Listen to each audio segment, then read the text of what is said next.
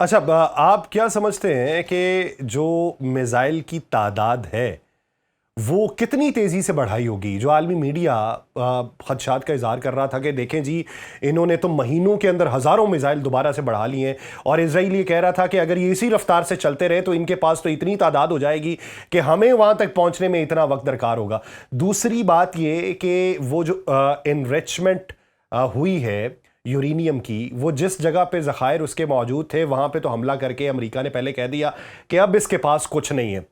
लेकिन फिर भी अब पास जो है, या जिसको खत्म कर दिया हुआ था, उसी के ऊपर अब फिर से तानाजनी वो कर रहा है। तो अब की बार उसकी महफूज जगह पे मुंतकली क्या पहले से मुमकिन बनाई हुई है?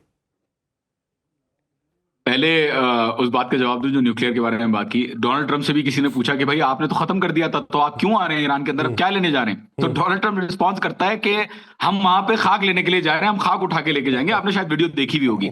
अमेरिका के इतने कॉन्ट्रोडिक्टरी स्टेटमेंट्स आए थे पिछली जंग के अंदर भी। उन्होंने कहा कि हमने न्यूक्लियर फैसिलिटीज को तबाह कर दिया है, जबकि डिफेंस इंटेलिजेंस असेसमेंट की जो रिपोर्ट थी उसने कहा कि ईरान का न्यूक्लियर प्रोग्राम खत्म नहीं हुआ है। हम्म। आईएईए की जो रिपोर्ट थी उसने कहा कि ईरान का न्यूक्लियर प्रोग्राम खत्म नहीं हुआ है। और फोर्डो को अगर प्रैक्टिकली देखें तो फोर्डो की जो जो जो अंदर फैसिलिटी है हम्म। वो 300 मीटर से ज्यादा की जगह के अंदर है, हम्म। ग्राउंड के अंदर है। और फोर्डो का जो माउंटेनस जो रीजन है वो पूरा इतना स्ट्रांग है कि उसको पेनिट्रेट आसानी से नहीं किया जा सकता। हम्म। GBU-57 बॉम्बर जो बी टू बॉम्बर लेके आए, जो म्यूनिशन इस्तेमाल की GBU-57, हम्म। उसकी भी रेंज 200 मीटर तक ही जाती है। तो ईरान का न्यूक्लियर प्रोग्राम पूरी तरीके से तबाह नहीं हुआ, ऑल्दो उसके ऊपर सरफेस पे नुकसान पहुंचा है, नो डाउट।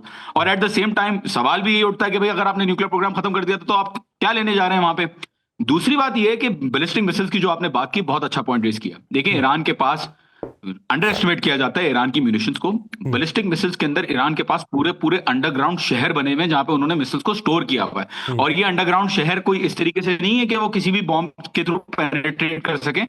500-600 मीटर की अंदर, डेप्थ के अंदर वो मिसाइल स्टोरेज फैसिलिटीज बनाई हुई है ईरान ने, बहुत बड़ी बड़ी। 4000 से लेकर 6000 का तो एस्टिमेट नॉर्मली लोग लगाते हैं ईरानी मिसाइल्स का। हम्म। लेकिन अगर आप 12 दिन की जंग में नोटिस करें तो ईरान की स्ट्रेटेजी क्या रही है? ईरान ने अपनी जितना मिसाइल स्टॉक पाइल था उसका एक बहुत छोटा, जितनी भी मिसाइल्स और ड्रोन्स उन्होंने भेजी, जो ड्रोन्स भेजे वो शाहिद ड्रोन भेजा, आराज ड्रोन भेजा, जो मिसाइल्स भेजी वो फतह 1 मिसाइल्स प्राइमरीली भेजी। हम्म। लेटर ऑन उन्होंने एडवांस मिसाइल को इस्तेमाल करना शुरू किया और उसके अंदर अमेरिका और इसराइल को इतना नुकसान हुआ स्टॉक पाइल में कि अमेरिका के जो पेट्रियट के रिजर्व्स थे उसको अभी कहा जाता है कि 3-4 साल लगेंगे उसको पूरा करने में, इन द रीजन जो रिजर्व्स बैठे हुए उनके। और हम्म। इसराइल, वो according to Washington Post, Israel जो है वो कुछ दिनों तक ही का मेहमान था कि उसका खुद का स्टॉक पाइल पूरी तरीके से खत्म हो जाता। हम्म। तो ईरान की बैलिस्टिक मिसाइल कैपेबिलिटी की अगर बात करें तो खुर्रमशहर 4 मिसाइल आपने देखा होगा कुछ दिनों पहले लॉन्च हुई है। हम्म। फत्ता 2 मिसाइल इनकी बड़ी मारूफ मिसाइल है, मार्क 15 की स्पीड पे चलती है, 1 सेकंड के अंदर 5 किलोमीटर तय कर सकती है। और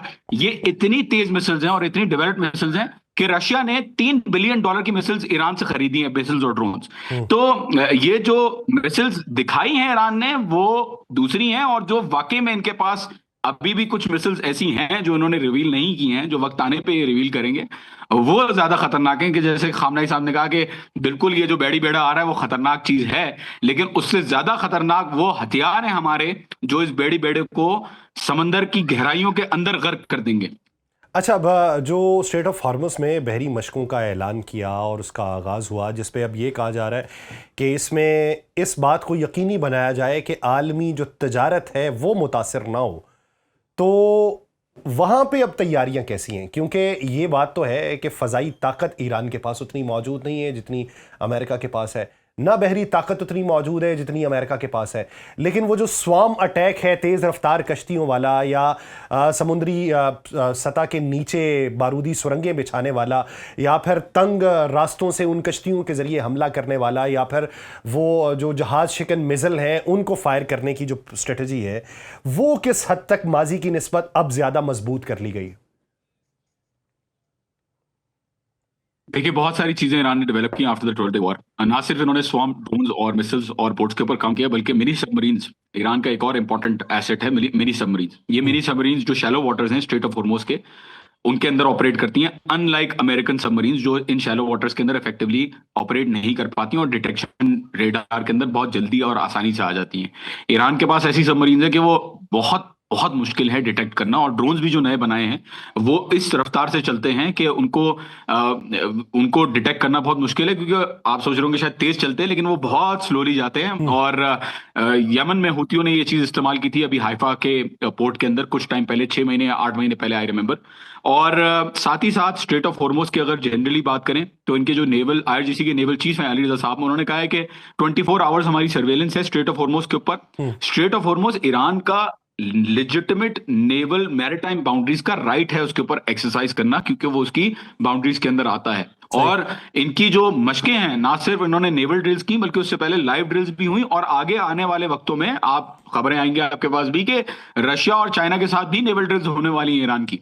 तो ना सिर्फ ये कि ईरान का लीगल राइट है इस नेवल टेरिटरी के ऊपर और इस मैरिटाइम बाउंड्री के ऊपर, बल्कि एट द सेम टाइम जो मुल्क ईरान के साथ मिले हुए हैं, जो रीजनली, जो जियोग्राफिकली अगर आप देखें, जो गल्फ कंट्रीज हैं जो इस रीजन के अंदर पाई जाती हैं, जब वो सारी कंट्रीज अमेरिका के बेसिस को होस्ट कर सकती हैं और ईरान के खिलाफ अटैक में पार्टिसिपेट करवा सकती हैं यूनाइटेड स्टेट्स को, तो ईरान अपना लेजिटिमेट राइट समझता है कि वो रिस्पॉन्ड करे और अकॉर्डिंगली स्ट्रेट ऑफ हॉर्मुज को क्लोज करे, अगर ये बात यहां तक पहुंचती है। तो देखें, कोई भी मुल्क एक्सट्रीम मेजर्स देने के लिए तैयार होता है जब भी उसके ऊपर जंग मुसल्लत की जाती है। पाकिस्तान के ऊपर अगर कल को इजराइल प्रेशराइज करे अमेरिका को कि आप कश्तियां लेके आ जाएं, पाकिस्तान को डीन्यूक्लियराइज करें, तो क्या पाकिस्तान अपने स्ट्रेटेजिक एडवांटेजेस को एक्सप्लॉइट नहीं करेगा? एब्सोल्युटली, वो हर चीज करेगा जो वो कर सकता है अपनी कैपेबिलिटी में, एक अटैक को, नेशनल सॉवरेंटी और इंटीग्रिटी को, अटैक को रिपेल करने के लिए, क्योंकि पूरे रीजन को पता है कि स्ट्रेट ऑफ हॉर्मुज के बंद होने से ज्यादा बड़ा खतरा इस बात का है कि ईरान की जो गवर्नमेंट है वो चली जाए, ईरान का सिस्टम खत्म हो जाए और प्रो इजराइल लॉबी यहां पे आ जाए ईरान के अंदर, और आपके बराबर में भी, पाकिस्तान के बराबर में भी यहां पे इजराइल ही बैठ जाएगा अगर ईरान यहां पे बाल्कनाइज होता है या यहां पे अनार्की फैलती है या यहां पे कोई चेंज और सिस्टम होता है तो। अच्छा, मेरा एक आखिरी सवाल जॉन, ये बताइए कि माजी की जंग में हमने ये देखा कि खित्ते के हमसाया ममालिक जो थे उन्होंने इन्फॉर्मेशन पहुंचाने में, बर वक्त इन्फॉर्मेशन पहुंचाने में, और बहुत सी जगहों पे जो एंटी मिज़िल टेक्नोलॉजी है वो भी फराहम की। अब कयास आराइयाँ कहें या पसे पर्दा चलने वाली महरक़ात कहें, इन दोनों चीज़ों में कोई भी एक चीज़ हो सकती है। पिछले दिनों ये भी इत्तलात थी कि जो इनके फ़ज़ाई जहाज़ हैं चाइना के, जिसमें माल लेके जाया जाता है, माल बरदार जिसे जंगी जहाज़ कहा जाता है, वो एक दो बार जो है वो ईरान के अंदर लैंड हुए हैं। अब उसमें बहुत सारे नक्शे दिखाए गए कि ये देखें जी कि ये जहाज़ यहाँ से उड़ा और यहाँ तक पहुँचा। अब उसमें कितनी हकीकत किसी को मालूम नहीं। क्या मौजूदा मंजरनामे में अगर इस तरह का कोई इकदाम होता है तो सबसे ज़्यादा हिमायत या सबसे ज़्यादा माली तौर पे, अवामी तौर पे या दिफाई तौर पे, वो किस तरफ से मुतवक्के हो सकती है? देखिए, इसमें कोई शक नहीं है कि पाकिस्तान ही अकेला वो मुल्क है जिससे सबसे ज्यादा प्रैक्टिकली और जिससे सबसे ज्यादा स्पिरिचुअली और अवामी सतह पे सपोर्ट ईरान को मिल सकती है। ईरान के रिलेशंस गल्फ कंट्रीज के साथ कभी भी सही नहीं रहे, क्योंकि गल्फ कंट्रीज जो हैं वो अनफॉर्चुनेटली कॉम्प्रोमाइज रही हैं, और अब जाके वो रियलाइज कर रहे हैं कि अमेरिका ने उनको सिक्योरिटी के एम्बिट के अंडर जो भी प्रोमिसेस किए थे वो प्रोमिसेस अमेरिका अपहोल्ड नहीं कर पा रहा। And at the same time in मुल्कों के ऊपर सीवियर थ्रेट है कि अगर कोई जंग होती है तो इनके ऊपर अटैक होगा। Pakistan on the other hand is a nuclear nation, it is a more sovereign nation अगर रिलेटिवली स्पीकिंग अगर देखा जाए।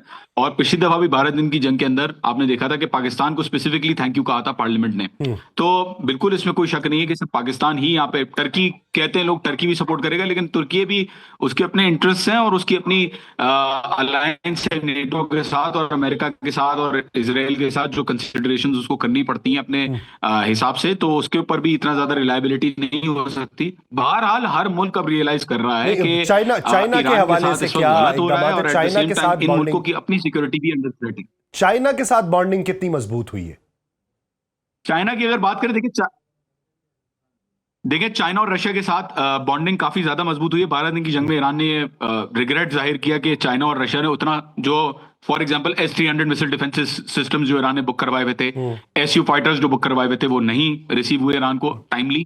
इसके ऊपर खदशा जाहिर किया ईरान ने कि ऐसा नहीं होना चाहिए था। और 12 दिन की जंग का जब आपने देखा कि ईरान एक अपर हैंड की पोजीशन के ऊपर जब जंग खत्म हुई, क्योंकि यूनाइटेड स्टेट्स और इसराइल ने बाकायदा कतर से कहा कि आप प्लीज इनको सीज फायर के लिए राजी करें, हम जंग नहीं अफोर्ड कर सकते, अब जंग और नहीं चल सकती। अब चाइना और रशिया को रियलाइज हो गया है कि ईरान के पास इतनी स्ट्रेटेजिक डिफेंस कैपेबिलिटी है कि वो डायरेक्टली इंगेज कर सकता है against any US aggression. Directly तो जाहिर है यूएस को अटैक करने की बात नहीं हो रही यहाँ पे यूएस की aggression through Israel and through the regional जो भी इन्फ्लुएंस वो कर सकते हैं यहाँ पे ईरान के अंदर, उसकी बात हो रही है। तो अब चाइना और रशिया के साथ मुख्तलिफ कार्गोज, बिल्कुल सही कहा आपने, 8 कार्गो मैंने खुद ट्रैक किए हैं जो आए हैं रशिया और चाइना से। बहुत बड़े पैमाने पे मिलिट्री कार्गोज यहाँ पे लैंड हुए हैं एंड ओनली गॉड नोज कि उसके अंदर क्या है और ईरान ने क्या मंगवाया है वहां से, या क्या जो वो सप्लाईज जो पहले रह गई थी वो अब रिसीव हुई हैं, या कोई और चीज आई है ईरान के पास।